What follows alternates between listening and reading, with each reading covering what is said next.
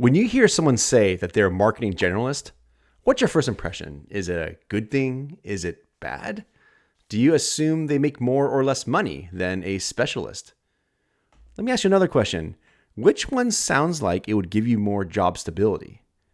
I recently did a poll on LinkedIn. 45% of respondents said that being a marketing generalist is great for early career individuals. Now, 30% said that's better for late careers.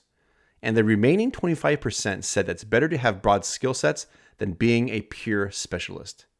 So, which is it?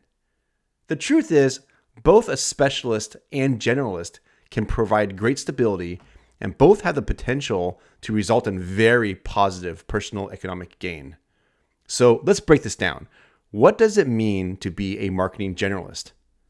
If you've allowed yourself to experience different job functions, being a generalist means you know just enough about all the various functions around you, and you package that together and bring all that wisdom and influence into your work. You're that proverbial jack of all trades that could be the fabric that holds everything together. At this stage in my career, I would describe myself as a marketing generalist with a specialty in web marketing. Being a generalist has allowed me to be proactive and productive in meetings and take on that connective tissue role where I understand enough of the context of the meeting just to ask the right questions at the right time and really be that translator between various specialists, and sometimes even leading cross-functional tiger teams that have nothing to do with my direct line of work. So today, we'll be joined by Ashley Faus. She's the head of Lifecycle Marketing portfolio at Atlassian. Not only is she a hilarious and a passionate individual, but she shares some great examples about the power of being a marketing generalist. In this video, she'll cover topics such as how to be the bridge builder that aligns teams to a common outcome, how a generalist equips you with skills to propel your career, and tips on how to become an effective marketing generalist. All right, let's get started. Hey everyone, today we're talking about the power of a general marketer, and joining us is Ashley Faus. Ashley, how you doing? Hey, I'm good. I'm excited to talk about this. I'm real passionate about this topic, so it'll be fun. And I can't wait to dive in with you. Can you maybe just tell us a little bit about yourself before we get started? Sure. So my name is Ashley, and I am a marketer, writer, and speaker by day, and a singer, actor, and fitness fiend by night. That is awesome. We're gonna just dive right into the whole generalist thing. Go straight. Yeah, straight. You know, what I hear is like well-rounded, balanced life, work, and after. So I love everything you just said. And I think that's actually quite frankly, the theme of today. You know, I think the idea of a general marketer, which we're going to kind of ask you what your take on it is, but like given today's market, you know, it's a very unstable time, right? And people are actually equipped with a lot of skills. And the question is, how do you put all those skills to use? Or how do you find an entry point that allows you to branch off into many things? Because I think listeners to this particular podcast are just dying to know, especially if they're at a point where they want to pivot their careers, or maybe they're at the starting point and they just graduated. It's like, where do I go from here? So Sure. kind of turn to Ashley, like to you, like what does a general like marketer mean to you? So I think of a generalist. There's a couple of different frameworks that I've used over the years to kind of frame up this thinking, or that are pretty popular in the market. One is the concept of the T-shaped marketer. So it's basically looking at some of the adjacent disciplines and skills and crafts within marketing and being broad across the top, and then eventually going deep in one area, but looking at that again from an adjacent crafts perspective, not just a single area. So that's one that I like. The other one that I've heard that I think is interesting, it talks about the I-shaped marketer. So it's similar to the T-shaped marketer, except that it has this bottom foundation of, leadership skills or communication skills or team management skills or project management skills, like kind of basic things you need to do if you're going to be a leader, you're going to be a professional, as that foundation, that no matter what craft you're in, there's some core skills that go across the bottom. So those are two that I really like. I think the biggest thing for me is I think there's value for specialists and for generalists. And I think that the market tends to swing. It's a pendulum.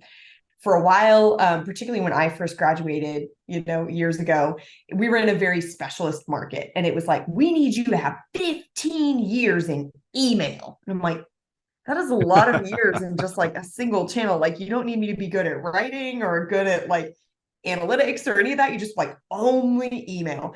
And then it swung back. We saw this over the last couple of years. The meme that everybody wants to hire one person to do 10 jobs. And it's like, you have to be a marketer and a writer and a graphic artist and a web dev and right? This concept that it's like, don't realize these job descriptions are 10 job descriptions. These are 10 jobs, not one job. So I think the pendulum swings. I think there are plenty of times where everybody wants a generalist, then it swings back and everyone wants a specialist. So I think both are valid paths. For me personally, that ability to look across the different areas within marketing, the different channels, the different audience types, the different deliverables, that's what's fun for me, that ability to connect the dots. So that's what I mean when I talk about being a generalist and why I get excited about it. Yeah, that's a really, really good point. Right now, I personally experience it as well, right? You have organizations that may be flattening the organization or whatnot. And naturally, as you point out, when headcount gets removed, for example, it's got to get absorbed somewhere. Yeah. And right now, given the economy, companies don't have necessarily the budget to replace headcount with headcount. So it does get absorbed by the team, right? And then you're right, one headcount does a job of 2, 3, or 4 these days. And it's very, very true. I want to kind of maybe touch back on something you introduced us with, which is just kind of like how your career got started, right? Because you mentioned that whether it's a T or it's the I, what they share in common is this horizontal bar of just like a broad spectrum of experience. So can you take us through like your own experience and what that looks like? And I'm kind of curious to understand, like, how did that start becoming maybe a launching point for exploration in different parts of marketing? So I graduated in 2008, which was one of the worst recessions we've had in a very long time. It was not a good time to be a marketer coming out of school. So that was one factor against me. The other factor against me is that I graduated and moved. And so marketing, especially early in your career, because there's a lot of art and science to it, there's not an objective right answer in most cases, the way there is for some of the hard, the STEM areas where there's, can you do the math? Can you do the code?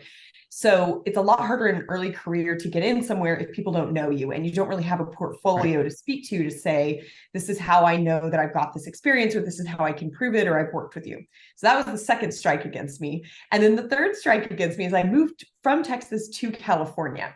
And at the time when everybody was co-located and everybody had to go into an office, most of the companies that could afford it would actually outsource, like basically put their sales and marketing in a cheaper state. Like they basically only had developers in their California offices because it's so expensive here. Real estate is very expensive. And so I had like 3 strikes against me coming out of it. It was like, you're new, you move to a new place where nobody knows you, and you move to a place that's like kind of not a hub for marketing and sales and communications. And at the time, I had my marketing degree, but I didn't really know where I wanted to go in marketing. And so I basically just took the first job I could get. I was interviewing a ton.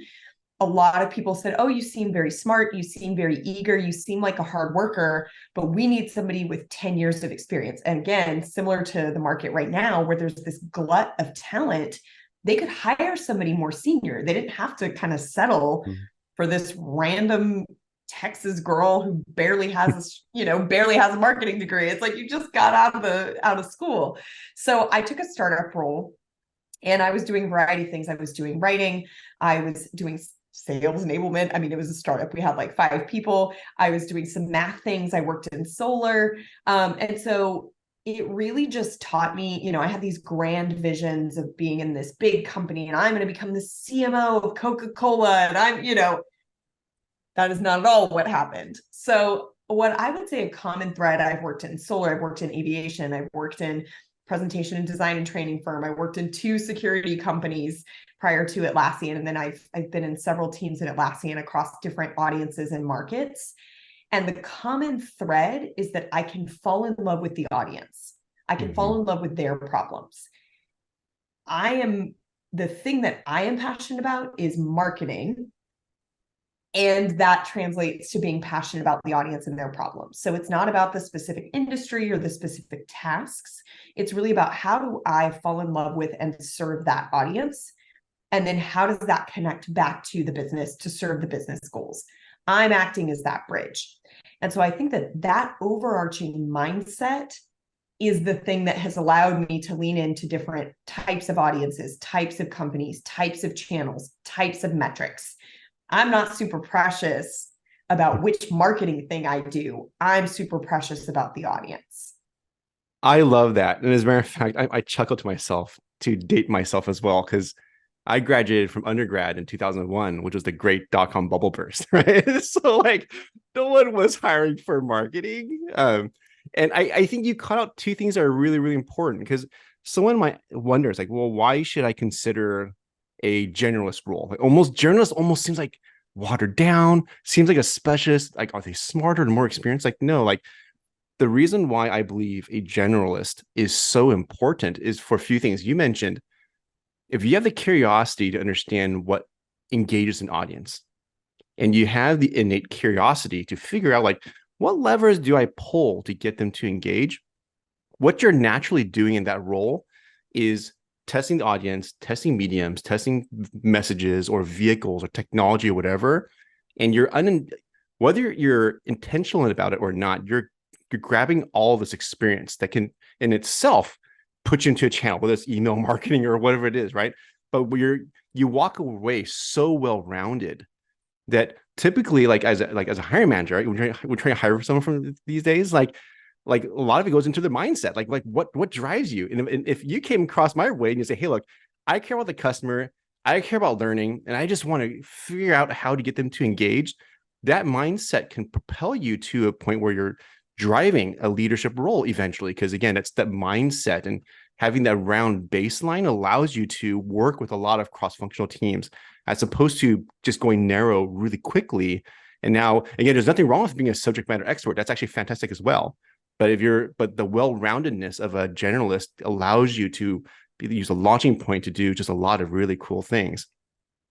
I think it also helps you become a translator among those specialists. So I get brought in a lot where I've got a bunch of specialists in a meeting, and then they throw me in to be like, how does all of this connect? Like, we each know our thing. And there are a number of my colleagues who can do it better, faster, and cheaper than me in one specific area. But if you want somebody who can connect all the dots, I'm a great person to add to your meeting. I had the experience, this was years ago at this point, but we're all sitting around a room and they're trying to solve this problem. And I don't know if you've seen the meme that's basically how to draw an owl. And it's yes. Like, step one, draw 2 circles. Step 2, draw the rest of the owl. And it's just like the most lifelike, detailed. It looks like a photograph. And you're like, there are a lot of steps between draw 2 circles and an owl that looks like this.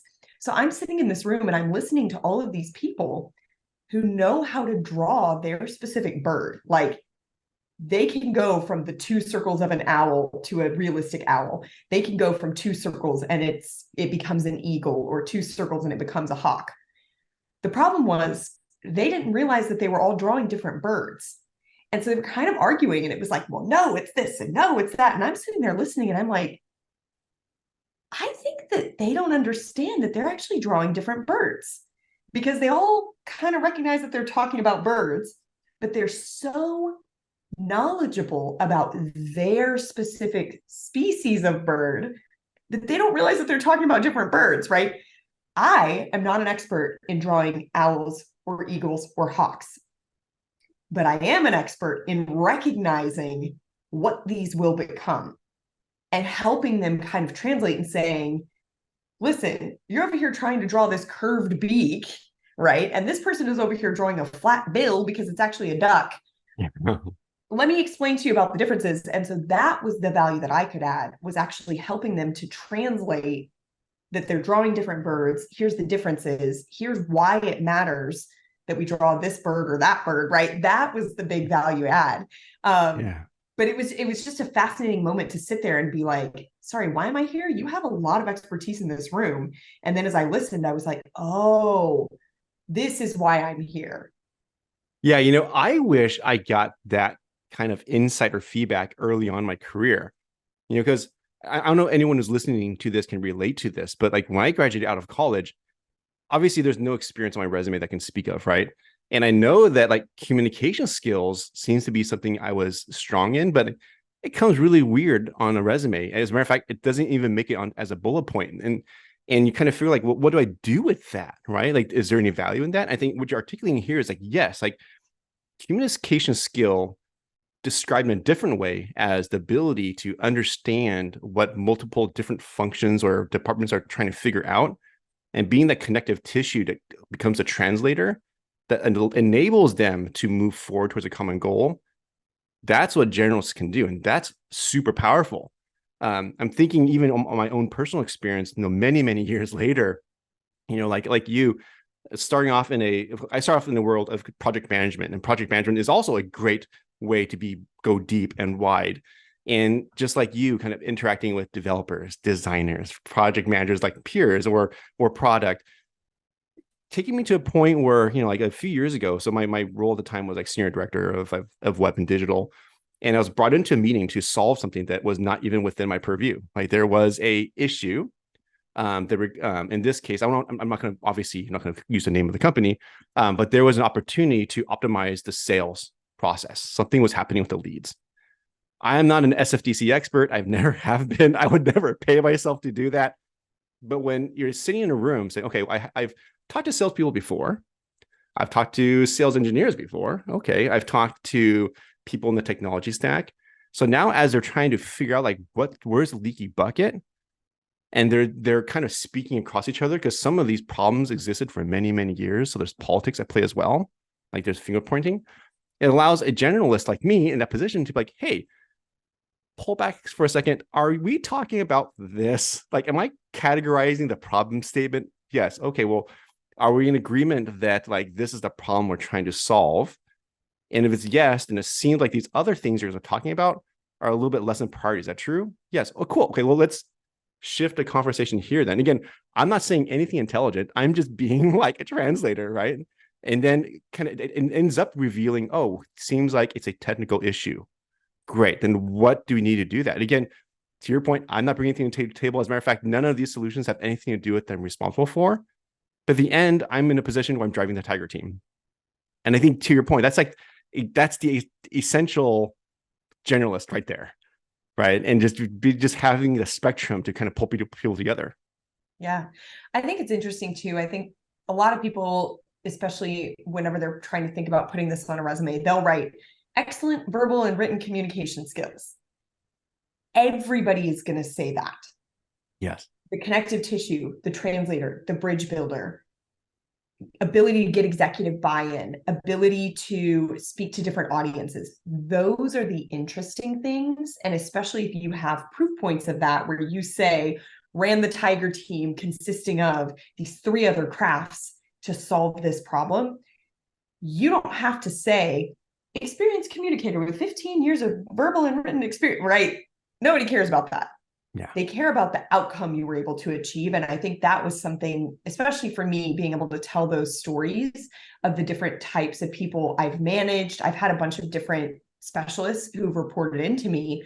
And when you look at the types of teams I've managed, that starts to speak to my expertise and ability to connect and ability to communicate versus me saying ability to manage different crafts. It's like, okay, so you have expertise in that, you do that, like what do you do, versus saying these are the types of deliverables, the types of teams, the types of talent that I've helped lead and develop. That's the thing that signals it to you. So I would say too, It's interesting when you think about translating it beyond just excellent written and verbal skills like you see in the job description. How do you translate that into outcomes and actions that you take when you're in a role? Yeah, I totally agree. As a matter of fact, even projecting on myself, I go into interviews very differently now. And as a matter of fact, I wish I can rewind 20 years and see if it still worked back then. It probably would, because to your point, I don't go into any interviews anymore where like, here's your job description. Here are my job accomplishments. Let me show you how they align to each other. It's like, no, like no one cares about that, right? It's like, here's the outcome that I drove. And more interestingly enough, let me tell you how I got there. Because like understanding how my brain works, that's what a hiring manager is more interested in. The outcome they can control by the context and environment, by team. How you solve the problem is really interesting. I think that's where if you allowed yourself the opportunity to become a generalist and get the broad spectrum of experience, how you pull people together or how you aligned people or how you drove efficiency, because maybe you observed an extra step in the process and you cut it out. Now, like all of a sudden, your product lifecycle process and launch just got 20% faster because you cut an unnecessary step. Like those are really, really valuable.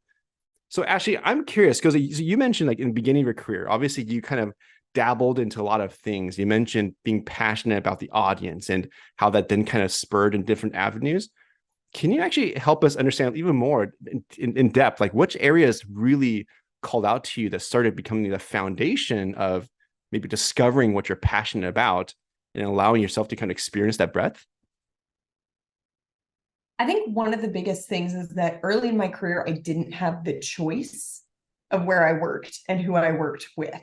And so because of that, if I wanted to enjoy going to work every day, if I wanted to enjoy the tasks I was doing, if I wanted to feel like I was accomplishing something, I needed to go beyond just, I personally use this product or see value from this technology. So we didn't have solar panels. Like I wasn't installing solar panels. I don't know anything about solar, right? Until I got in and I started realizing that, the value of renewable energy and, there's some nerdy pricing models with California energy that like make this particularly interesting here, right? And so that was something where I was like, okay, what is the unique thing here that I can kind of grab onto? I remember when I was in aviation, I was in marketing. I was the only marketing person. I actually worked for the parent company, which was only like 3 people, but so all of the child companies were bigger. And I was the only marketing person for all of them. And so it was this very weird thing where it was like, I'm kind of part of the culture, I'm kind of part of the business, but I'm not fully immersed and I'm kind of an oddball. And so I got tasked with helping to decorate the office because we were in this space. And it turns out that part of the reason we needed to decorate the space is that when clients would come, they felt like we were kind of a fly-by-night shop because it didn't look like we were settled into the office. It looked like we had just moved in. And that didn't sell well. And so there was an element of it where on the surface, it would look like, I don't know, get the marketing girl to do it, right? She's young, make her buy some pictures, right? But when you dig in and you find out that actually this is impacting our ability to close deals because we can't really invite people to our office. They don't feel comfortable. And it's kind of it just doesn't look nice. And so they don't feel comfortable. And again, this was, 15 years ago. And aviation is old school, man. Like they're still wearing their suits and their polo shirts and like doing business in person, right? If you can't invite your customers to your office, that's a problem. And so I started, pulling things together, and it ended up being kind of this culture thing where people would ask like, Ashley, hi, yeah, I noticed you were putting up some pictures in this space. Like, are there going to be any in my hallway? And so it started to really bring people together. And that's how I started to develop the relationships with the sales reps and with our manufacturing lead and with our shop floor lead. And that way, when I then came around and said, hey guys, there's this new thing called LinkedIn. This is how we start to build relationships to go for bigger deals. I had built that credibility that they were like, all right, you could take our headshots. You could put us on LinkedIn, right? You could help us with LinkedIn. So I think that's the big thing for me is that willingness to do some of the work early on that on the surface looked boring or looked like busy work, but actually finding out that that's a way to build relationships with people. And so that's something that's been positive throughout my career of being willing to find the interesting stories. Like I want to do interesting work for myself. That probably means that whoever is consuming this work also wants to feel interested in it, right? Yeah. And I hear this a lot from people of like, oh, that audience is boring, or like, oh, that product is boring. And I'm like, it's not boring to somebody. Somebody thinks this is interesting. Somebody is thrilled that this problem got solved. Plenty of people think what I do is boring. So if we flip that around, right, there's something interesting. There's a human behind the screen. Somebody thinks this is interesting. Why are they so excited about it? And can I draft off of some of that excitement? Yeah, that is so cool. And I even think of the world of like Marvel with parallel universes, right? Like one single decision can branch off on so many things. Because I'm like, as you're talking through that, it made me think. So like, taking the opportunity to notice, hey, our office space needs to feel more welcoming, right? And you kind of do all the things. That in itself, as a generalist activity, could have branched you into different universes. You could have spun that as, hey, you know what? This is actually about brand building. So maybe brand and comms becomes a passion area you kind of branch off into. If it's around attracting customers, maybe that becomes event planning or campaigns or demand gen or maybe regional sales. There's another branch for you, right? Maybe it's around, because you're talking about bringing people to the office, that could become an HR function, right? And so like everything that you do, like I think the underlying theme you mentioned is like a hunger or desire to kind of learn and extract the most you can out of any situation with intent. And then you can go kind of figure some stuff out. Because I think early in my career, that's probably the one thing that I did right amongst all of the things I did wrong. Because like I graduated during recession and like nothing was happening. So I took all these really random oddball jobs, which on the surface was the least glamorous thing, right? Like range from like call center to whatever. But I challenged myself with every single role that I took to at least get one major learning out of it. So for call center, I overcame the fear of cold calling and rejection, right? I had a content entry job. My words per minute typing went up, but all these things then cascade and build up into who I am today. And I'm glad that I took a chance to go broad, to experience all these things. And quite frankly, sometimes you rule stuff out as well. It's like, oh, that's totally not for me. My school ruled out medicine for me, because I just couldn't do it. I wouldn't have known if I didn't try. But yeah, I think what I'm hearing from you is kind of similar to me. Like these things start building up for relationships. You kind of discover a platform like LinkedIn. You build a brand for yourself now. You have credibility, and that overall experience allows you and propels you to do a lot of things. So where did you go from there then, Ashley? So now like you just discovered a one channel or one avenue you're interested in. Is that where you double down on, or where else did you go? I mean, I was in smaller companies and startups, so I continued down that path. I would say, I I think I kind of like found my people when I was working at Duarte. So it was a presentation design and training firm. I had a graphic designer, a project manager, and a writer on my team, and a videographer. So again, like this very interesting mix of skills that were not core marketers. I was kind of the only marketer. My boss was a marketer, but she was off trying to build another part of the business. And she was like, listen, I just need somebody who can get in here and do this. So I did email, I did social media, I did PR, I was doing branding stuff. We were doing a mix of like high touch kind of sales stuff. So like I brought in Marketo and HubSpot into that organization at the time. I was helping to do events. We did book marketing. So our CEO, Nancy Duarte, had written several books. So I helped her launch those books. I hosted the events in the office, right? Like I got a chance to do everything. And I think that, I had been doing a lot of that at the previous two companies where I was doing email and starting to bring people into social and that kind of thing. And I think those staying in small companies, and then again, I was at two security startups. So like I just didn't have the luxury of being like, I only want to do this one thing. Yeah. I've started to specialize a little bit at Atlassian, but even still, I've gotten the chance to do more of the product marketing. My title is literally integrated. It's been integrated twice now. I was senior manager of integrated media. Then I like sort of specialize, whatever you want to call it, in content strategy. And again, that does still include email, social media, presentations, a variety of different content marketing types. Now I'm back to like integrated product marketing. So I think that every time I start to get too specialized, I'm like, why is there only one audience? Why is there only one channel? Why is there only one deliverable? And I start to be like, all right, guys, can't let my skills get dull in these other areas. And I do think that I take a pretty broad approach, even in those cases of like, looking at onboarding journeys or, doing demos and tutorials that might not traditionally be considered. Content marketing is a weird space. I think it's like a catch-all term. I feel like that's almost a generalist space in itself, but I actually do have fairly deep expertise in social media.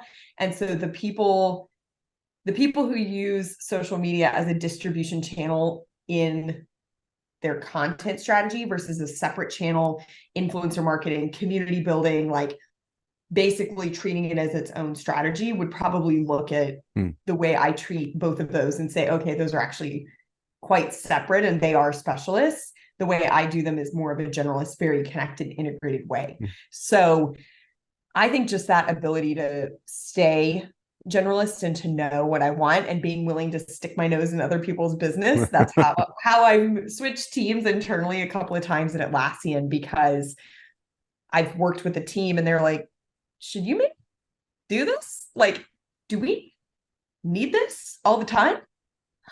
Maybe let's bring that over, or let's add this to your role, or let's combine these two things so that it becomes a role for you, or something like that, to say, hey, we need this. We had somebody who's doing like 3 out of the 5. You can do all 5. Like, we're going to restructure this a bit. So it's been an interesting journey, especially in a bigger company where I am surrounded by phenomenal specialists in a variety of different areas. And so that ability to keep connecting the dots, having a variety of different crafts, and skills and expertise on my team and helping them grow. And then being somebody, the other nice thing about it is that I can play as a team. That's one of our values really well, because my goals are horizontal. And so if you have something that you can't really get done because it doesn't achieve your goals, it probably helps achieve my goals. And so I can help you get stuff done across the organization because I'm not beholden to a single vertical goal. So it's actually a superpower to have a mix of generalists and specialists, because the specialists are doing amazing work on this one goal and the generalists are connecting across to do amazing work across all of these goals. So it's actually a really nice pairing. Again, I'm not trying to hate on specialists. I'm trying to combat a little bit of that, like, specialists own the world. You can only succeed as a specialist. And I'm like, I don't know. I feel like you can succeed as a generalist. And here's how they pair really well together. Where you are in terms of your career maturity, your company maturity, your team size, your goals. Yes, that's going to depend on the mix that you need. But you got to have some generalists in there. Like, it's so helpful. Is there a dark side to being a generalist? And I'm going to make up an example, and maybe this is real.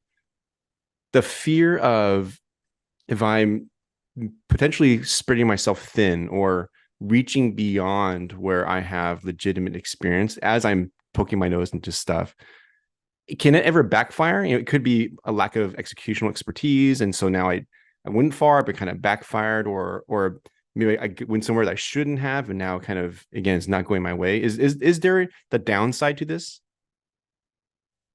100% there's a downside to this. So LinkedIn is an excellent example, right? Numerous people have asked me why I don't niche down, and have said, if you want to keep growing, you've got to niche down. What do you do?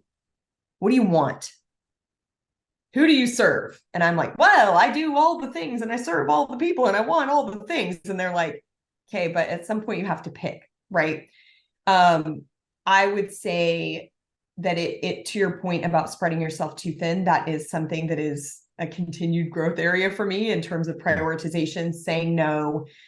I get excited about kind of the next new thing. And so I'm constantly like, what's going on over there? Could we somehow bring it in over here? And can I just like do that? And sometimes the answer is, yeah, sure. Low consequences, get it done. Try it out. We'll see if it works. Obviously, there are other times where that might have high consequences. And if you are not cautious and saying, okay, let's look at this. Does this actually require a specialist? I think that can be hard. You can not go deep enough, not explore enough, potentially get yourself into hot water. I have been very fortunate to have some excellent specialist partners that if I'm coming in and it's something that is a solved problem within another specialty, but is maybe new to the organization, or it's a new use case, then I'm able to pair. If it's completely net new, that's a separate issue. And I'm a great person to do that, because I'm like, can't mess it up that bad. Like, it's probably going to be okay. Right. And then I think, in terms of, particularly if you have a very specific niche skill set and you are very rare in how you provide that skill, Yeah, you can make a lot of money if you can tell that story and you can say, hey, I'm like one Mhm. of 5 people who can do this one thing. You can make a boatload of money doing that. And it is a Mhm. harder story to tell as a generalist, particularly if you're in your earlier mid career. I think once you start getting into leadership levels, you've seen it all, you've managed different types of people, you've run into different types of problems. That's an easier story. But for early to mid career folks, the generalist story is harder to tell. And so maximizing, your compensation and your offering can be a lot more difficult than if you come in and you're like, I've literally seen every permutation of this specific problem versus saying, I can connect the dots, I can learn, I'm curious, I'm adaptable. I've seen a bunch of different types of problems. Here's a bunch of different types of solutions. That can be a much harder story to tell. And Mhm. so, from a compensation and a career trajectory standpoint, you have to be strategic about how you're telling that story. You can't just flop around and be like, yeah, I can do any job. That's not a generalist. Mhm. That's not a story that's going to resonate. I don't know, any job will do, right? I'm going to apply for a head of brand and a head of product marketing and a head of communications and a head of, social media. And it's like, that is a lot of head ofs that you Mhm. think you're just going to apply for like all the jobs here. That is a much harder story to tell than either smaller companies, like a director of marketing or VP of marketing in a smaller company where they want that breadth of experience. Yeah, I totally agree with all of that. And I think the trap I fell into early in my career in a mission to become a generalist, so the intent was good. I spread myself way too thin as well. So I ran out of days and hours in the day, and I started building like burning the midnight candle. And so it became a fulfilling prophecy where like the more success I gained, the more work I added, and then things start suffering because then people are wondering, oh, Tim, are you supposed to be doing this? Well, let me give you more of that then. And it's like, okay, well, that's taking me away from my core job now. Because to your point, there is a need. Someone needs that help. And I'll take all the free need I can get. But it put me in conflict with my manager at the time. They're like, why are you doing that? Like I specifically told you to do this thing. Now you're doing this. And so that looked poorly on me, like early on in my career. So I think you're right. I think having a really good point of view on like what you're trying to do. So even though you're generalist, there's still got to be some kind of direction. And I think the storytelling piece of that, well, that comes with age as well. Like as we mature, we have more context. But I think again, for those who are earlier in their careers hearing this, start thinking about that story and how you're crafting your journey because people will be interested. Again, like how you're getting from A to B and the decisions you make become really, really important. So these are all kind of foundational pieces of that. Yeah, I think the other thing that's funny, I have these conversations fairly frequently now where people are like, you've done all this different stuff, and how did you decide and how did you do it? Yeah, sure. I can look back and be like, oh, this was the common thread, right? I can look back and say, this is the common skill. This is the thing that made it happen. I didn't know that 10 years ago. I didn't know Yeah. that 15 years ago. I'm looking back on that and drawing those threads and drawing those parallels. And I think that, especially for folks who are earlier in their career, it's going to take you some time. And this was something I actually did an Ask Me Anything with some high school students at one point. And they asked me, they're like, how did you know that marketing was your life's purpose? And I was like, whoa, I'm going to stop you right there. Marketing is not my life's purpose. Like, you are 17 years old.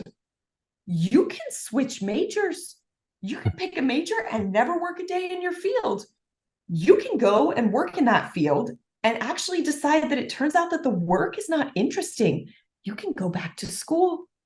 You could become an entrepreneur. And they were just like, thank you. Right. I was like, this idea that we go on this linear journey and we get good grades and we pick our major at 17 years old because you have to apply to college like the summer before or whatever, like summer after your junior year.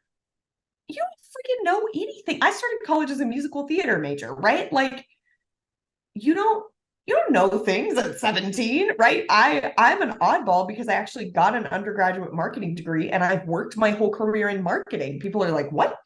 You did the thing with your degree? This is fascinating. So I think that's the other thing I would say is that looking at a journey like mine, and I'm sure it sounds like you've got the same thing where you're like, oh, I can look back and here's all the lessons that I learned. And it's like, wow, that Tim guy, he really crafted a great career. And you're like, I mean, No. I tried to make smart moves, but you know, it was in a recession and I took the job I could take and I made money and I tried to make the best of it. And, you know, there's not a perfect path. And as much as, I Yeah. mean, I still deal with this. I look at people who are further along than me and I'm like, man, they've got it figured out. If I could just do what they did, but I can't because that's not my journey. My journey is my journey. And looking back on it, I can draw the threads, but I don't know. I think every so often I'm managing some early career folks now, and I just want to tell them like, it's going to be okay. Like you're doing fine for yourself. I'm happy to help. I'm happy to answer, but you get a long career and it's going to be okay. Yeah, that's so funny. I love that because you're totally right in terms of like that being my career story as well. Because it hasn't been released yet, at least at the time of this recording, but I recorded a podcast specifically on all around my failures of my career. Because when I thought about it, I was like, man, there was a lot.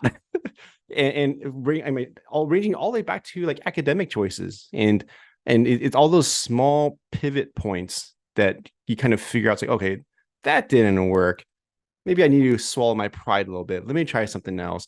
Again, the accumulation of all those micro decisions, good and bad, all should hopefully lead to something positive. And I think it's easy to focus on, let's say, failure because you tried all these things and they fail. It's like, oh man, the common thread you see so far is failure. It's like, well, actually, like all of those have like, if you can figure out what the underlying problem is, maybe it's a person, maybe it's a point of view thing or your outlook or attitude or something like that. Like that can be a micro turning point where it's just like, if you're 15 years later and you reflect back, it's like, oh man, that failure was the best thing that ever happened to me because it forced me to swallow the pride and whatnot. And I think you're right. In today's age, like, man, being a student right now with all the information available to them, and like I got two kids, like 8 and 10, and the academic expectations are so high. And like some of it for me is cultural as well, right? So like being a generalist, and in this case being Asian, that almost like that doesn't sound like a doctor or whatever it is. Right? Like, it's not a doctor or a lawyer or an engineer. And you're like, those are exactly those are. I tried all three in college and I failed all three. Marketing is the only thing that made my grade like graduate, like I can graduate. Otherwise, I would have flicked out of school.